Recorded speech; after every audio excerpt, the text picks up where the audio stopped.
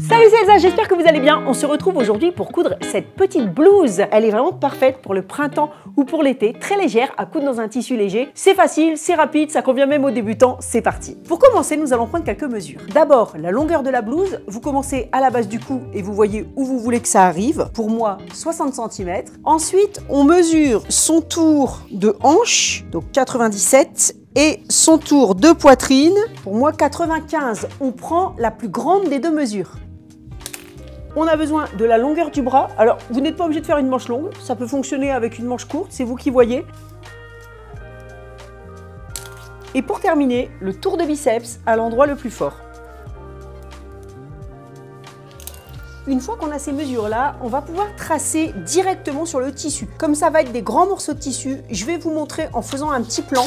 Et ensuite, on coupera directement sur le tissu. Alors, on va avoir besoin d'un grand rectangle qu'on va couper 2 fois et d'un autre rectangle qui va être grand aussi, on ne sait pas à l'échelle, qu'on va couper également 2 fois. Pour le droit fil, ça va être comme ceci et comme ceci. Alors, sur ce premier rectangle, ici, on va prendre la longueur de la blouse. Donc pour moi, c'était 65 plus 5 cm, 65 cm. Et sur l'autre côté, on va prendre la moitié de ce maximum plus 20. Donc moi, mon maximum de hanche-poitrine, c'était aux hanches, c'était 97. Donc si je prends la moitié, 48,5 plus 20, donc 68,5 pour moi. Et donc pour la manche, on prend ici la longueur du bras plus 6, 49 plus 6, 55 cm. Et sur la largeur, on va prendre le tour de biceps plus 15. 31 plus 15, ça fait 46 cm. Ensuite, on aura besoin aussi de petits morceaux de tissu. Donc on aura besoin d'un petit rectangle, quelles que soient vos mesures ça, de 5 sur 15, un petit rectangle de 3 sur 13 et un triangle rectangle, donc c'est-à-dire que là, il y a un angle droit. Donc vous coupez ça dans un coin de la feuille de 23 sur 13. Quelles que soient vos mensurations, vous avez ces 3 mêmes pièces de patron. Alors pour la coupe, pas la peine de faire de patron, hein, je trace directement sur le tissu. Donc pour le corps, c'est dans ce sens-là. Donc là, j'ai ma hauteur de blouse, donc 65 pour moi. Et là, la largeur, 68,5. Attention, en fonction de vos mesures, vous pouvez devoir couper en simple épaisseur et le couper 2 fois. Peut-être que vous ne pourrez pas utiliser le pli. Et puis pour la manche, je vais la couper un peu plus loin là-bas. Elle se positionne en longueur. On fait aussi attention aux dimensions.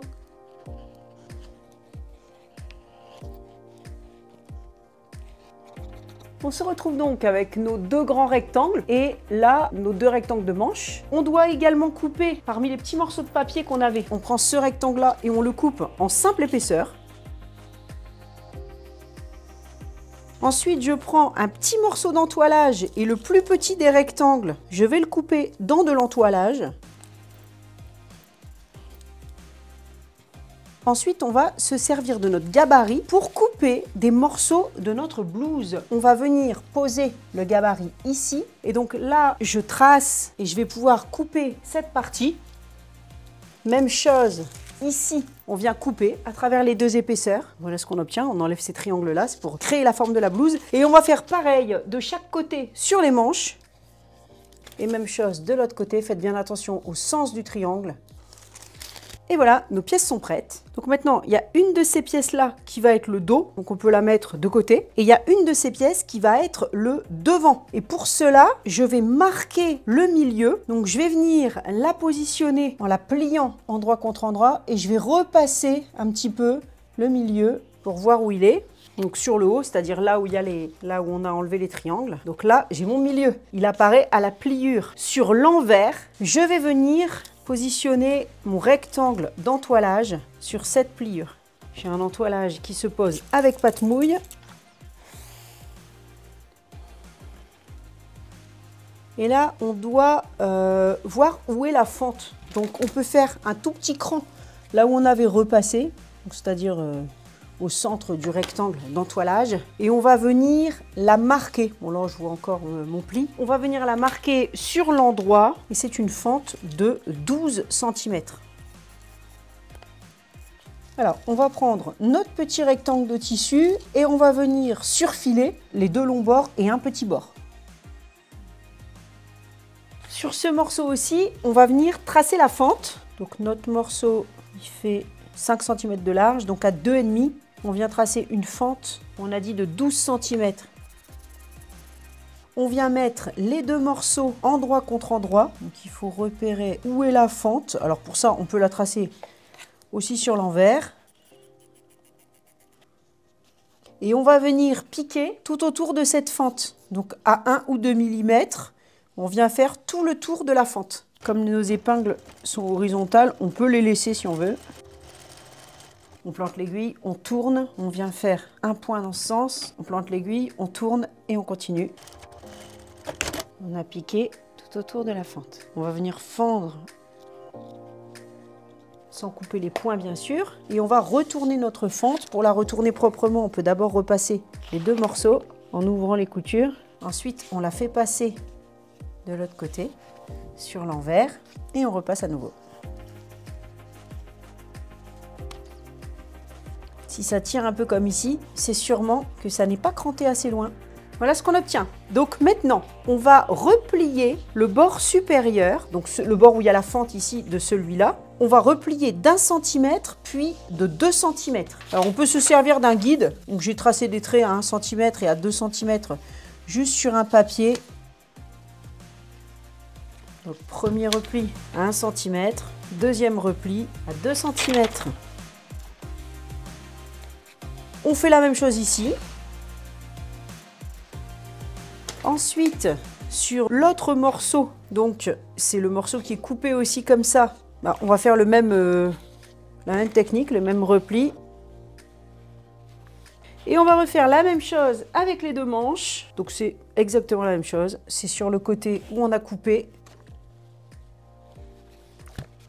Voilà. Maintenant, on va venir coudre le devant, le dos et les manches. Donc on prend là où on a fait les replis, mais en fait là où on va coudre, on va ouvrir. Mais on a préparé les replis. Donc là par exemple, je prends mon dos, je prends mes deux manches et je viens mettre les côtés qu'on a recoupés les uns sur les autres. Et je vais venir piquer et surfiler ensuite ici. Et je vais mettre l'autre manche également. Et ici. N'hésitez pas à liker cette vidéo si elle vous plaît pour soutenir mon travail et à la partager. Merci d'avance. Je pique à 1 cm.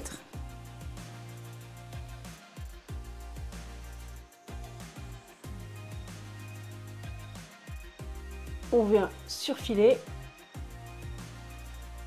Ensuite, on viendra ouvrir la couture. Puis on va faire pareil avec nos deux manches et notre devant. On prend notre devant endroit au-dessus. On déplie tout.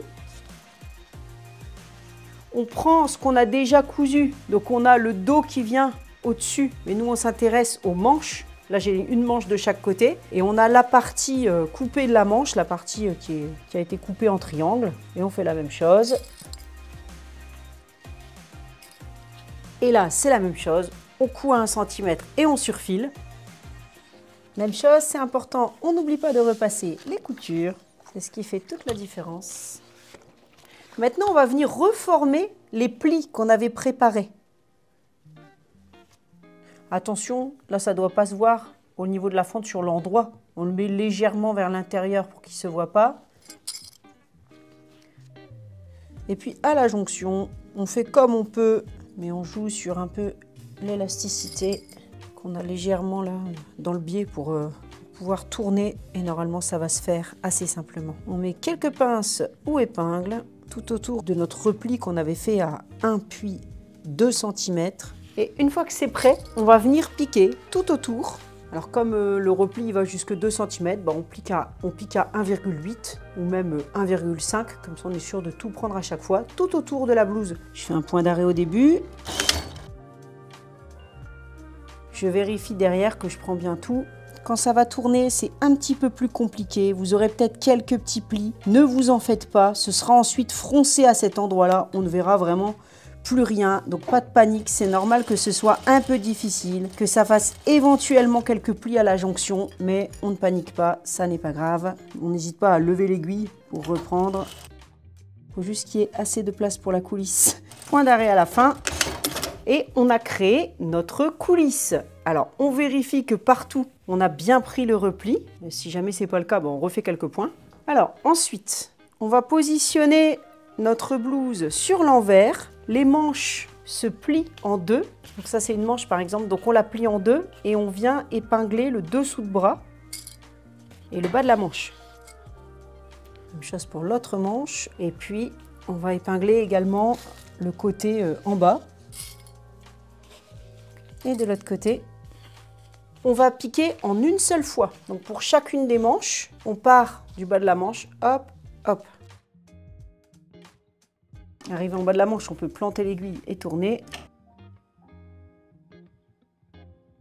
Une fois que c'est piqué, on va venir surfiler.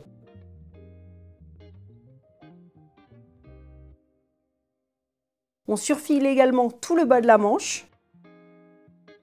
Et on fait pareil avec l'autre manche. Il nous reste les finitions du bas de la blouse et du bas des manches. En bas, on va faire un double repli d'1 cm. Donc on peut tracer sur l'envers une ligne à la craie à 2 cm. Pour venir, comme avant, s'appuyer sur cette ligne, faire un premier repli et un deuxième.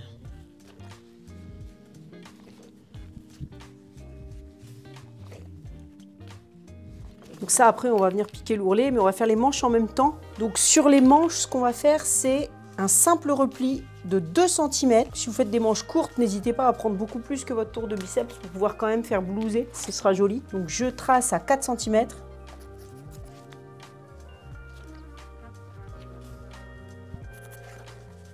On va piquer sur l'endroit les manches à 1,5 cm. Et comme on a fait un double repli de 1 sur le bas, on va piquer à environ 0,8.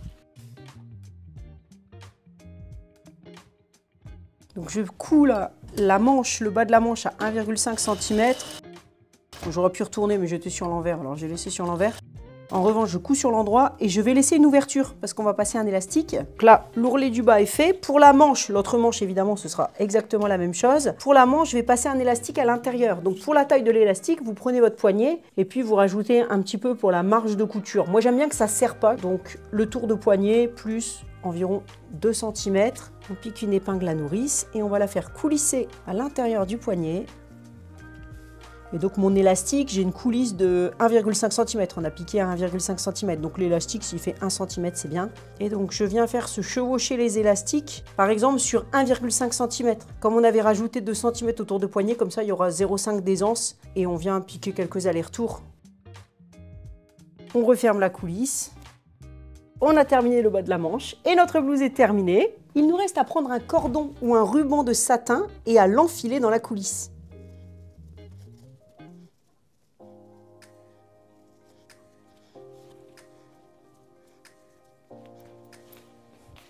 Et c'est terminé! J'espère que cette blouse vous a plu. Si vous l'avez cousue, n'hésitez pas à me partager une photo sur mon compte Instagram Urban Fairy Patterns. Je vous embrasse très fort et je vous dis à très vite pour la suite. À bientôt!